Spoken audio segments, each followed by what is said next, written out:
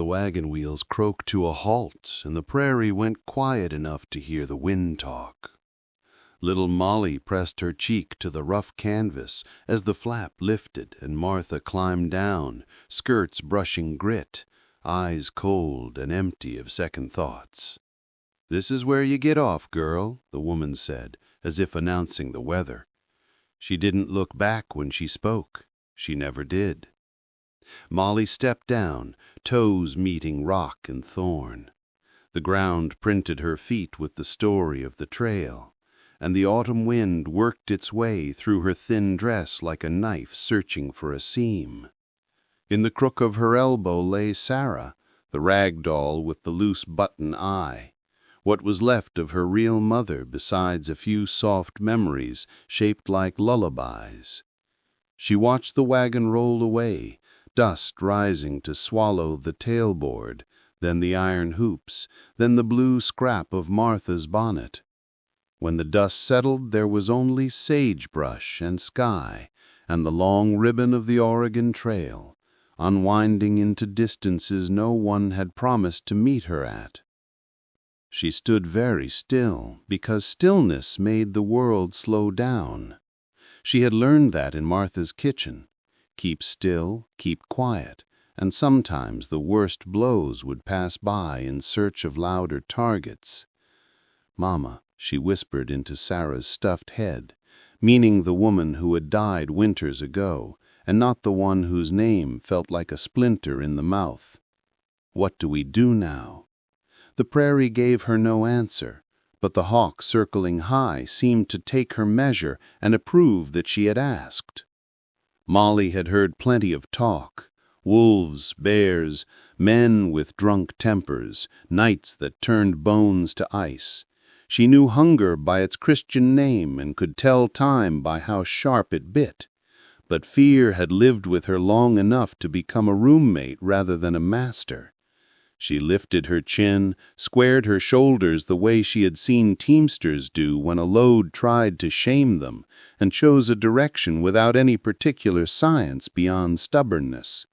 She walked because standing still made a person into a stump, and stumps got chewed by things that didn't care if you had a name. Up on the ridge, a horseman lowered a spyglass and set his jaw. Jake Morrison had come out after a band of mustangs, but the sight below tugged him hard away from his purpose. He saw the wagon cough a child onto the road and trundle off as if lighter for it. 10 years had taught him the different weights of silence. There was the silence of a big house that missed a voice, and there was the silence that fell around cruelty when it thought itself practical. He'd been a husband once, a father for a handful of hours, and then grief had settled on him like winter ground.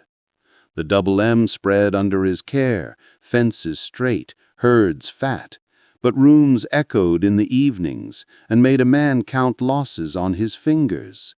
The small figure in the trail, barefoot, chin high, looked like the sort of courage that puts a hand on your chest and pushes you toward your better self. He eased his bay down the slope, not fast enough to scare, not slow enough to leave her alone longer than he had to.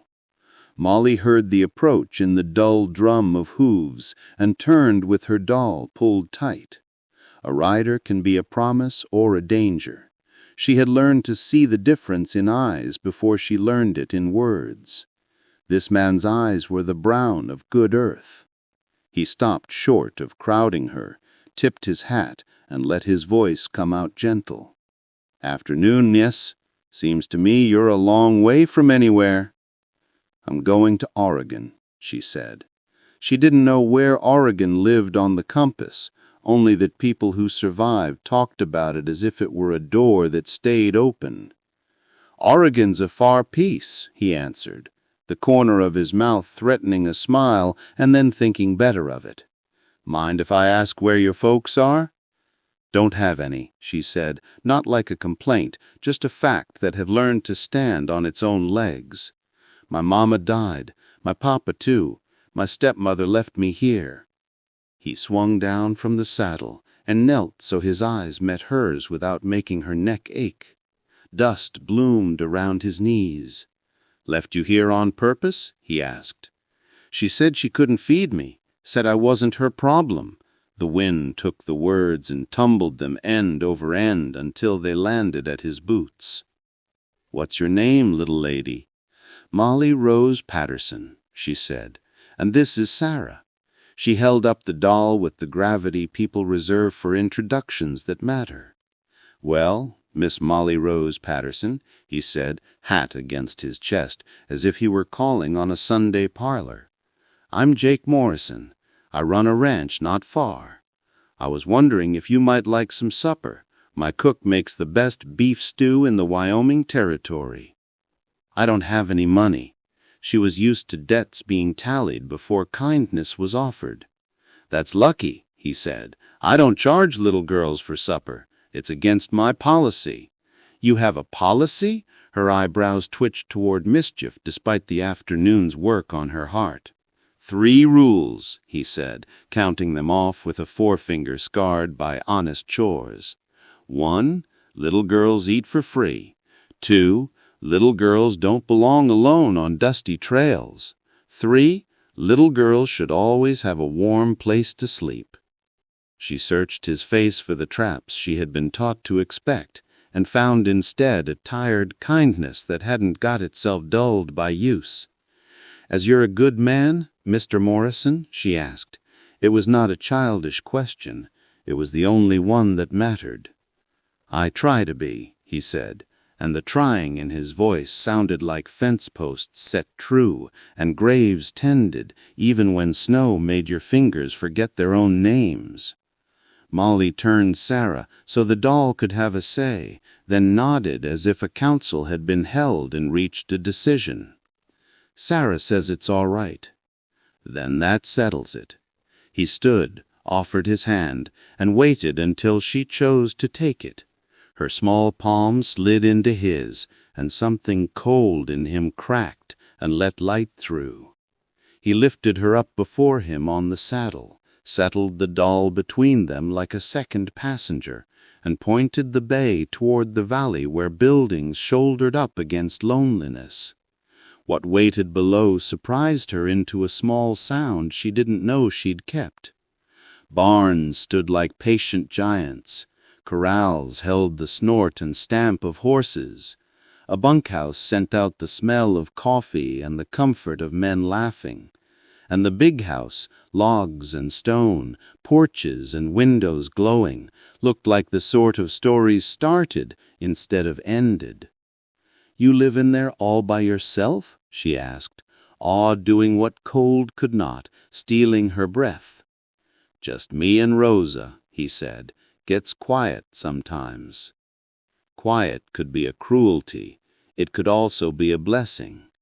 That evening, quiet meant the soft scrape of a spoon against the bottom of a bowl as Rosa, plump, quick, and with eyes that forgave ahead of time, ladled stew until Molly's stomach stopped pretending it was empty air. It meant a sofa by a fire and a blanket that didn't itch like guilt. It meant a man standing watch in a doorway, arms crossed, deciding the shape of his life could be changed by the shape of a small girl asleep with a rag doll pressed to her ribs. Rosa looked from the child to Jake and back again, and lowered her voice to the register where truth lives. "She is staying, verdad?" He kept his gaze on the sleeping face, the smudge of road still on her cheek, the way her hand guarded the doll like a sentry. "Yeah," he said, the word as soft as felt and as solid as oak. Morning found Molly inside a room that felt dreamed into being. Glass windows curtained with calico, a quilt bright as wildflowers, and a rug soft enough to make bare feet forget the stones of the trail. She lay very still, as if a sudden move might crack the picture and drop her back into wind and dust. From the washstand, steam curled from a pitcher of warm water, and Rosa stood beside it with sleeves rolled and a smile that made the room even warmer. "Buenos dias, niña," Rosa said, though the greeting carried more welcome than formality. Her hands moved with practiced kindness, soap set just so, a towel fluffed, and a comb waiting like a patient promise. Molly dipped fingers into the bowl and shivered at the luxury of warmth. Clean felt like a new name she might grow into. "Is this really for me?" she asked, and the question sounded like a secret she was almost afraid to tell. "For you," Rosa answered, "as long as you wish." The woman had a way of saying things that closed the door gently on doubt. From the wardrobe came a blue dress with a proper fall to the skirt, petticoats that rustled softly, and shoes, actual shoes with laces and a future. Molly ran a palm over the fabric as if memorizing proof. "Where did they come from?" Her voice was careful around the edges. "From someone who would be glad to see them used," Rosa said, eyes drifting a moment toward a shelf where a framed photograph faced the room. She didn't add the name yet. Some stories needed a table and time. Downstairs, the kitchen breathed butter and coffee and the easy confidence of a place that fed people without keeping count. Jake was waiting at the table, a plate of hotcakes steaming beside crisp bacon. He rose, awkwardly courtly, as if the house itself had reminded him to mind his manners. "Mornin', Miss Molly. You look fit to attend church in Cheyenne." "She can work after she eats," Rosa added, purely to nudge the girl away from the habit of earning air with chores, but not because she has to. Molly slid onto the chair, ankles not quite reaching the floor, and looked from plate to faces. "I can scrub and sweep," she offered, a bargain at the tip of her tongue out of long practice. "I'm good at dishes." Jake poured syrup and spread it to the corners like fairness. "How about a different job? Learning to read. Maybe numbers, too. A girl on a ranch ought to know how to check a ledger and sign her name as big as she pleases." The words struck like flint. Reading had always been a door other people walked through while she wiped the threshold. "Yes," she said. "Please." The house shifted around the decision as if it had been waiting. After breakfast, Jake led her into a study lined with books that smelled of leather and dust and something hopeful. He set a primer on the desk and sharpened a pencil with his pocket knife, the curl of cedar dropping like a ribbon. Letters stood on the page in neat ranks. He guided her finger under them, steady as a rancher moving a calf through a gate. "A, B, C," he said, and the sounds felt like stepping stones across a shallow creek. Her name appeared first as he printed it on clean paper.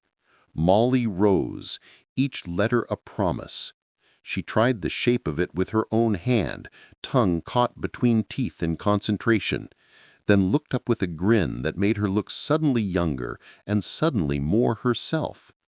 By noon she managed a sentence, small but complete, and clapped her hand over her mouth as if joy might escape and startle the progress. The doll Sarah sat on the corner of the desk, button-eye approving, as if the reading were a performance staged for her alone. Afternoons belonged to the corral. Buttercup, a mare with a wise eye and a comfortable sway, tolerated beginners with the patience of someone who remembers her own first missteps. Jake walked at the stirrup with a hand on the rein, the other lifted, ready. The first time Molly circled the pen without slipping, he said, "There now," in a tone reserved for brand-new calves standing on new legs. For a second circuit, he let the rein slacken and matched her pace, trust measured in inches. Sun laid a warm hand across her shoulders, and the fear that had taken residence in her bones began quietly to pack. Rosa's lessons arrived folded into work that didn't feel like penance. She showed Molly how to scatter flour with her fingers like snowfall, how to turn a tortilla between palms so it grew round and even, how to pinch a seam when mending to make a rip an honest scar.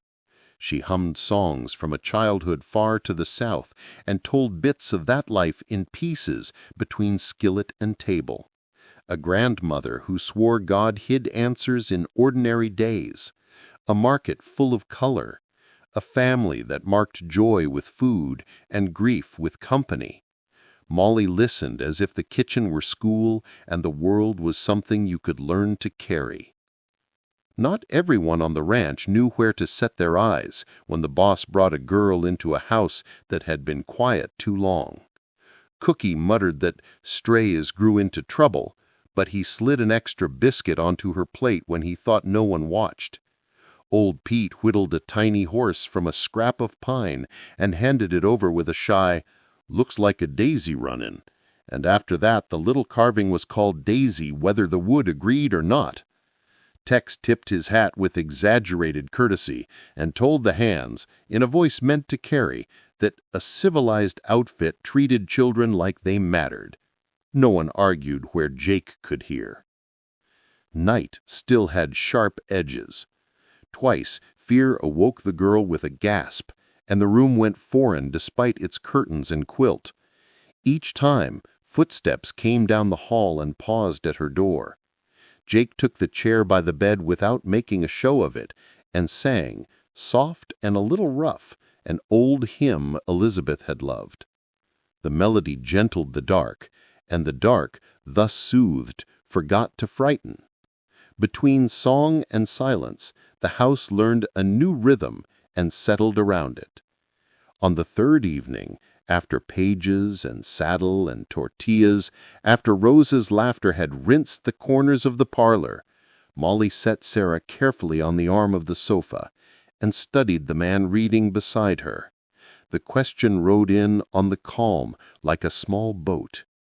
She asked it without looking away, steady as she had been on the trail when she had nothing and chose to stand anyway. "May I call you Papa?"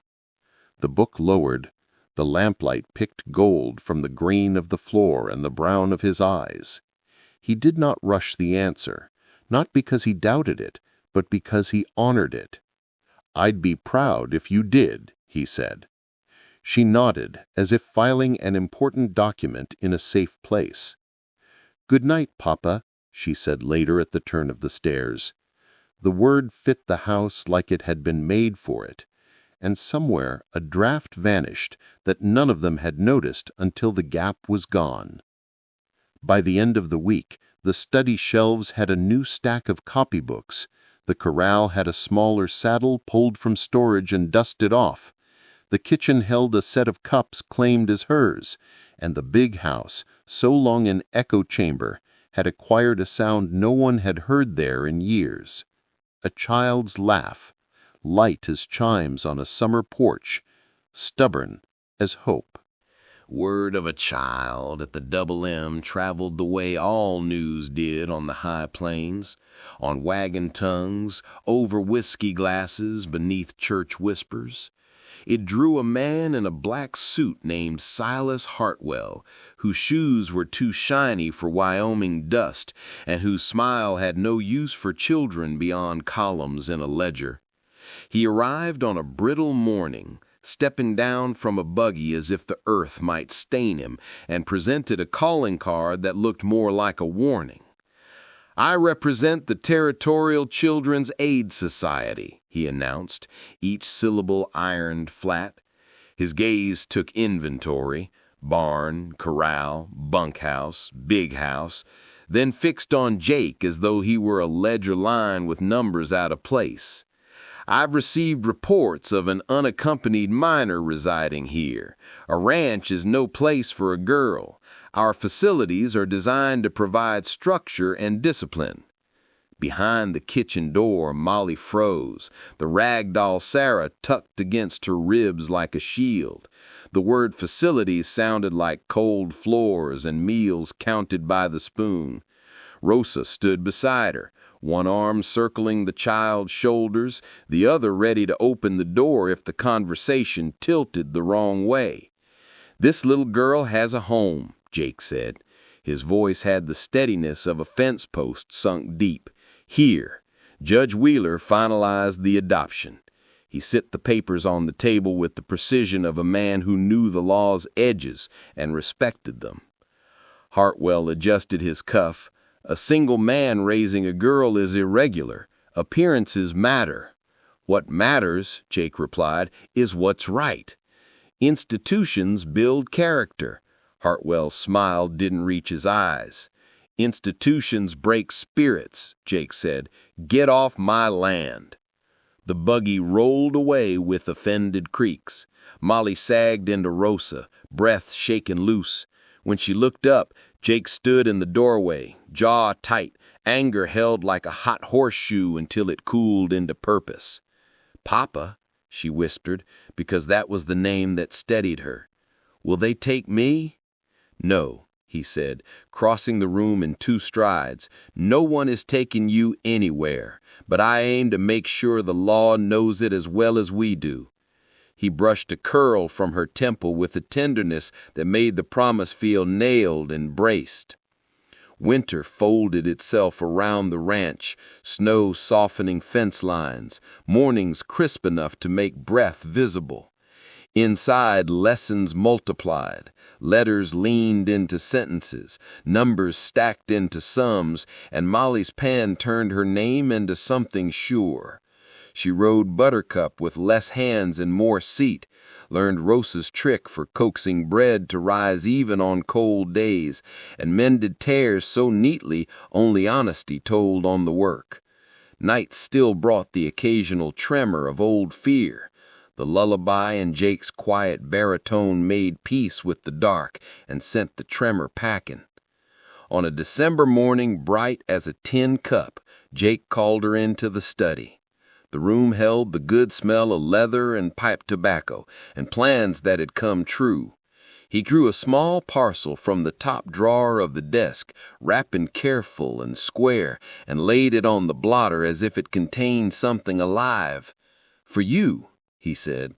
Molly untied the string with the reverence she learned for new things that might become old treasures. Inside lay a gold locket on a fine chain, warm from the drawer, bright as a kept promise. She opened it with her thumbnail and found a tiny photograph of a woman with dark hair and eyes that looked like kindness remembered. "That's Elizabeth," Jake said, softening around the name. He hesitated, then continued steady. "She would have loved you." Molly traced the edge of the picture as if the metal might teach her the outline of a life. "She's beautiful," she said. "She wanted a house full of voices," Jake went on. "I like to think she sent yours to us." He lifted the chain and fastened it at the nape of Molly's neck. The locket settled against her heart as if it had been waiting there all along. "This isn't to replace your mama," he added, careful with the truth. "It's because you're part of our family." "Thank you," Molly whispered. The locket felt like a small, steady sun. In the mirror that evening, she touched it and then the doll on the pillow. "Thank you, Mama Elizabeth," she said, a quiet offering to the woman in the photograph and to the woman who hummed in the kitchen below. The world, being the world, waited only so long before testing the mortise and tenon of their peace. Summer lifted the snow, and with it came the wagon of Martha Patterson, the same boards, the same worn reins, but now with a new husband, a heavy man named Cyrus Blackmore, and 2 riders whose eyes measured a yard by what it might fetch. Dust announced them before the gate did.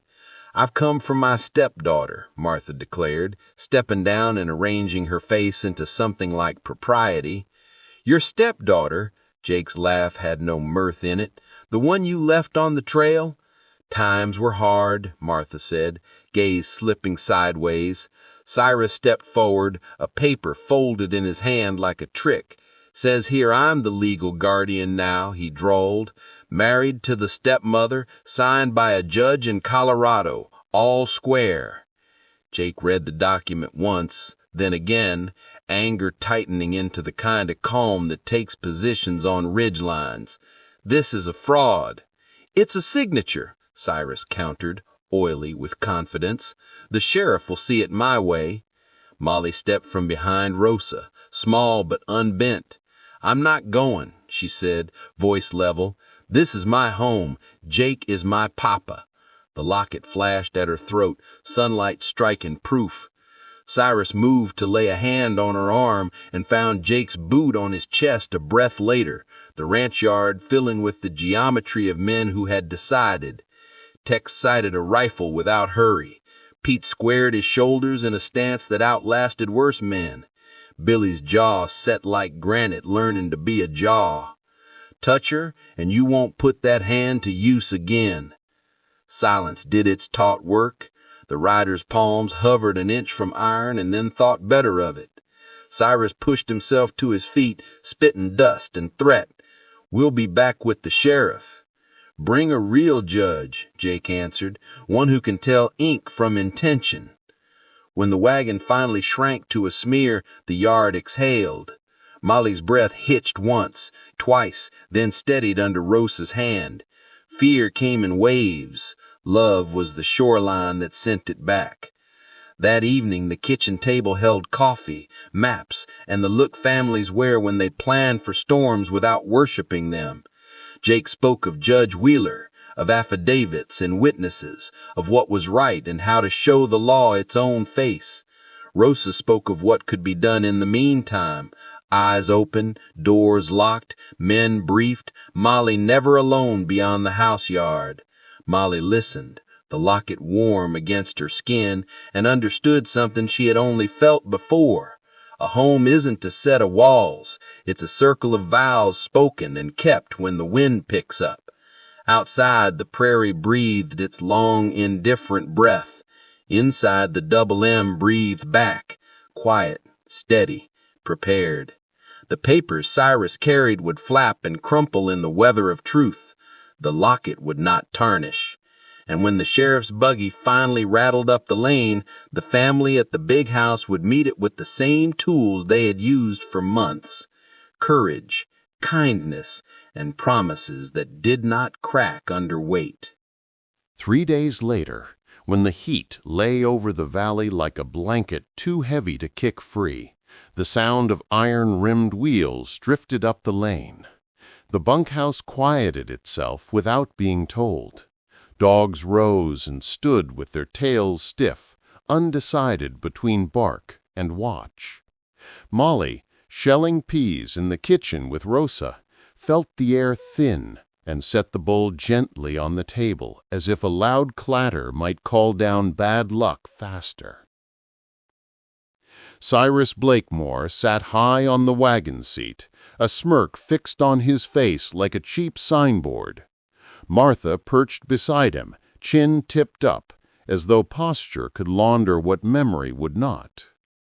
Behind them came Sheriff Davis, alone. The law in the county a simple man who believed papers were the best mirrors to truth he had. He climbed down slow, removing his hat, looking not at Jake first, but at the yard. The fence is aligned, the troughs clean, the kind of order that told stories without needing boast. "Afternoon, Jake," he said. "I hope we can keep this civil." "Afternoon, Sheriff," Jake answered, stepping from the shade of the porch. He didn't look at Cyrus or Martha yet. "I keep my place civil by habit and by principle." Cyrus slapped the folded document against his palm. "Got business," he said. "Legal business. You've got a girl in there that belongs to us by rights." Molly stayed just inside the doorway, the locket warm at her throat, Rosa's hand a steady weight between her shoulder blades. She could see the yard as if framed by a photograph. Jake squared in the sun, Tex and Pete lingering by the corral with an easiness that would become something else if the air asked it. Billy pushing back his hat with one finger to keep the sun from lying to his eyes. Sheriff Davis cleared his throat. "Papers look official." He tapped the forged decree Cyrus held out. "If this were a fence line dispute, I'd walk the ground till I found truth. But a child—" He looked pained by the limit of his expertise. "I'm obliged to err on the side of caution." "Caution," Jake said evenly, "would be making sure ink isn't pretending to be law." He turned to the sheriff at last, steady as a post set deep. "Judge Wheeler says those papers are false, good fakes, but fakes. He's writing to back that up. He'll be here as fast as a horse can make it." Cyrus snorted. "Judge here, judge there. I got a signature that says my name, and that's worth more than your talk." Molly stepped forward a pace before Rose's hand tightened. Her voice found a middle path between fear and fury. "I'm not going with you," she said, each word set down like a stone in a dry creek. "This is my home." She lifted her chin toward the sheriff. "I'm not alone here." "Come now, girl," Martha said, the old sourness curdled in her tone. "A ranch ain't no place to raise a proper lady." "Neither is a wagon road," Tex muttered, loud enough to carry and soft enough to call it commentary. Martha shifted her weight to step forward and found Jake already there. No shove, no show, just presence. The ranch hands did their quiet geometry. 2 steps left for Pete to block, 1 slide back for Billy to cover a line of sight. Tex leaning an elbow on the corral rail with a rifle balanced so casually it was nearly polite. Sheriff Davis lifted a palm, the signal a man uses when he still hopes voices can do the work of hands. "We'll do this right," he said. "Wait." A voice came from behind the screen door, clear as a bell rung for supper. Rosa stepped out into the light, Sunday dress pressed, hair pinned, eyes steady enough to hold a storm. She did not look at Cyrus or Martha. She looked at the sheriff, then at Jake, as if they were the only people who needed to hear her say it. "I'm sorry. There's something you should know. Jake and I are getting married." She let the next word land where it would matter most. "Today." The yard changed shape. Heat lifted, as if the announcement had opened a window. Sheriff Davis's shoulders dropped, as if someone had removed a sack from them. "Well," he said, and almost smiled. "That clarifies a few things. A married household is a fit household." "This is a trick," Cyrus barked. "A sham." The sheriff's eyes were kind, but not foolish. "Mr. Morrison?" he asked, formal to give the moment its proper weight. "Is this true in the way that matters?" Jake looked at Rosa. 10 years of sorrow and habit shifted in him like a herd turning toward water. He saw her as the house had been teaching him to see, the axis around which loneliness had been made to spin itself into calm, the hands that made order feel like welcome, the voice that carried lullabies and orders with equal mercy. Love did not come to him like thunder. It arrived like a gate swinging on oiled hinges, obvious once it moved. "It's true," he said, and surprised himself with how steady it sounded. "I love her. Should have said so before now." Rosa's mouth softened. "See," she breathed, the one syllable full of years, "and I love you." Cyrus looked to the sheriff, desperate for a rule to push against. But Sheriff Davis put his hat back on with finality. "Then there's no case, no cause to disturb a child in her home. If Judge Wheeler wants to stamp it fancier, he can. For today, the law and sense shake hands." Martha made a noise like a kettle left too long. "You'll hear from us," she snapped, but it fell flat on a yard that had already turned away from her. The wagon rattled down the lane, curses trailing like broken harness. The men breathed without being told they had been holding it. Rosa turned to Jake, and the quiet between them filled with something glad and certain. "We do it now?" she asked, a challenge and a promise in one. "We do it now," he answered, on the porch where the whole place could hear it. Word flies when it's good. By the time Jake sent Billy to meet Wheeler on the trail, the bunkhouse had emptied. Faces cleaned quick with a pump splash, shirts pulled straight. Tex found a length of ribbon in a track trunk and pretended he hadn't. Rosa tied it at her waist, and for a moment the dress that had once belonged to Elizabeth looked like a bridge rather than a memory. Molly carried wildflowers in a mason jar, stems drinking what was left of the morning cool. She stood between them with a solemnity that made the cowhands cough into their hands and look away so their eyes wouldn't spill. Judge Wheeler arrived dust-streaked and smiling, the law and the friend arriving together. "Heard you might need a man with a pen," he said, "and maybe a handful of words that fasten things proper." They stood on the porch boards that had eardropped on a decade of quiet, and now were asked to memorize joy. Wheeler spoke the simple service plain. No ornament, no extra flourishes, because plain is how truth is heard best. "Do you, Jacob Morrison, take this woman?" "I do." "And do you, Rosa Velasquez, take this man?" "Si, yo lo hago." "I do."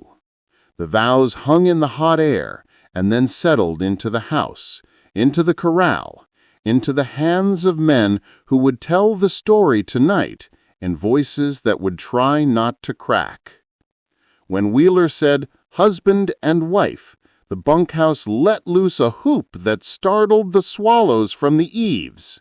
Hats went up and came down, a shot or two popped like punctuation out toward the pasture. Jake kissed Rosa with the relief of a man who'd finally opened the right door. Molly pressed close between them, tilted her face up to both, and felt the geometry of her world resolve into something that could bear weight. Evening found them where evenings always do, on the porch, the heat draining at last, the valley exhaling. Little Elizabeth from the bunkhouse cradles would sleep deeper tonight for reasons she didn't know. Old grief took a step back to make room for new vows. In the fading light, Molly leaned against Jake's arm, Rosa's hand on her hair, and asked for the story she wanted now like grace at the end of a long day. He told it. Ridge, spyglass, a girl walking like she owned the horizon. And Rosa finished it. Kitchen, songs, belonging. They did not say happily ever after because they knew better. They said tomorrow, and in the saying, made it so. Spring came early and generous, the way a neighbor brings extra bread without being asked. On the ridge above the Double M, a young woman sat a horse with the easy balance of someone who had learned to trust both muscle and will. Molly Rose Morrison, 14 now, long-legged, sure-eyed, watched the valley gather itself into evening.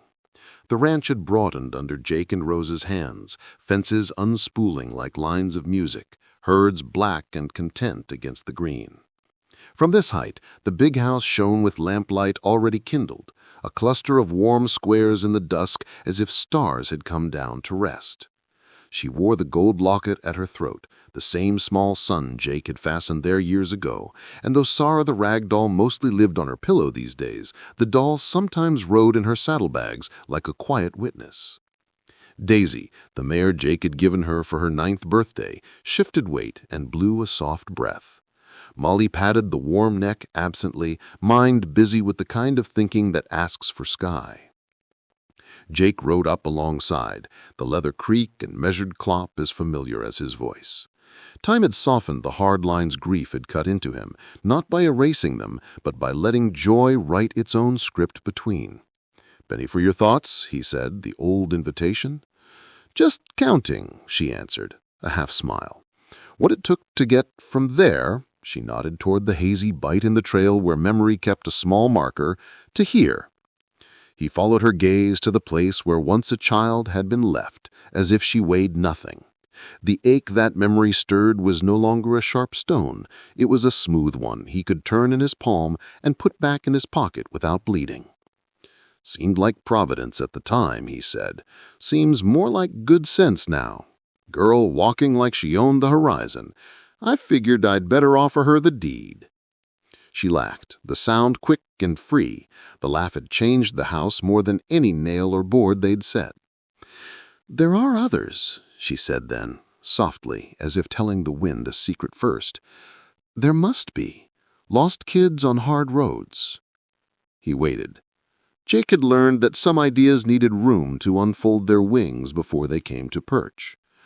What if this house, she said, tipping her chin toward the lamplit valley, became a place that catches them before they break? Not an institution, she added quickly, remembering the word as a chill in her bones. A home, with rules that mean safety, with work that means belonging. Jake looked at her as a man looks at rain after a dry season. That's a fine notion, a right one. They rode down together, talking logistics, the way the Morrisons always talked hope by harnessing it to chores. The big house had rooms that echoed still on certain afternoons. Those could hold beds. The bunkhouse crew could raise a simple dorm in the cottonwoods lee before first frost if they started now. Miss Caldwell, the school teacher they'd hired the winter before, would know how to fold new students into lessons without making them feel like additions in someone else's math. Rosa already lived as if every pot on the stove might feed two more. At the porch steps, Rosa met them with James on her hip, plump and proud of his new steps, and little Elizabeth, 3 and bright, tangled in her skirts, requesting a story about a chicken who solves a mystery. Rosa's hair had more silver threaded through, and it suited her. Some people wear years like medals, and some like armor. Hers were both. She listened while Jake and Molly sketched the idea, eyes shining the way they did when a plan lifted off the table and took air. Of course, she said, because of course was her way of telling love it had permission to act. Mi corazón. The next morning before sun, Tex laid out a work schedule on the tackroom bench, practical as ever. 2 men to fell and trim cottonwood along the creek, 2 to plane lumber, 2 to sit tiers and frame. Old Pete sharpened chisels, humming an aimless tune. Billy started a stone path from the porch to the place they'd marked, whistling low so he didn't scare the rabbits from the thicket. By noon, stakes marked corners and string held future walls taut. Work, like prayer, set the day's rhythm. Paper matters came next. Jake wrote to Judge Wheeler, whose replies always arrived with dust in the fold and clarity between the lines. The judge sent back drafts, a charter that said precisely what the Double M home meant to be, guardianship forms that tucked the law around intention, a clause about schooling and Sunday observance that made the town ladies feel seen and the cowhands grin. Keep it simple, Wheeler had scribbled in the margin. Keep it kind, and sign it big. They did. Molly traced her new hand, steady, looping, bold, beneath Jake and Rosa's on the document they tacked to the hallway wall where visiting eyes could find it. Miss Caldwell added her name with a teacher's tidy flourish. Billy, Pete, Tex, Cookie, and half the bunkhouse queued to pledge something that wasn't required by law, but felt right to loyalty. The first child arrived before the dorm had shingles. Word travels ahead of invitation when need is real. A freckled boy named Thomas climbed down from a neighbor's wagon, hat clasped, boots too big. He stood with his weight arranged for running until Rosa stepped onto the porch and put her palms out in welcome the way she always did, as if the air itself might walk into her hands and become a person. "Are you hungry?" she asked. He nodded without looking up. "Then you're in the right place." Supper that night stretched itself thin and still managed to be enough. Cookie grumbled about portions and then accidentally set another pan of biscuits on the table. The bunkhouse told tall tales in gentler tones. Ms. Caldwell asked Thomas about the best thing he ever built with his hands. By the time the pie arrived, he was describing a rabbit snare like an engineer defending a bridge. After, Jake walked him down the still fragrant hallway to a room with a narrow bed and a quilt Rosa had finished that afternoon, Molly trotting behind with a lantern held steady, as solemn as a deacon. "This is yours," he said, "not for a night, until you're ready for whatever comes next." Thomas lay stiff on the mattress for a long minute, then turned his face into the pillow and wept the particular tears of boys who had kept watch too long. Molly set the lantern on the trunk and left the door ajar so the hall's light made company of the dark. By harvest, 3 more had come. A girl named Liddy, whose silence was wide but not empty. Brothers Eli and Micah, who communicated largely in elbows until Ms. Caldwell gave them a slate and a list of chores that required coordination. The house expanded without groaning. Morning lessons spread to the porch when weather allowed. Afternoons balanced mending and multiplication, fence walks and folk songs. Every child got a turn at the bell that called folks to supper and the broom that closed the day. Not every hour was tidy. Thomas tested rules like gates. Liddy's nightmares woke the house twice a week until Rosa's lullabies and Molly's hand on her back taught her body the new map of safety.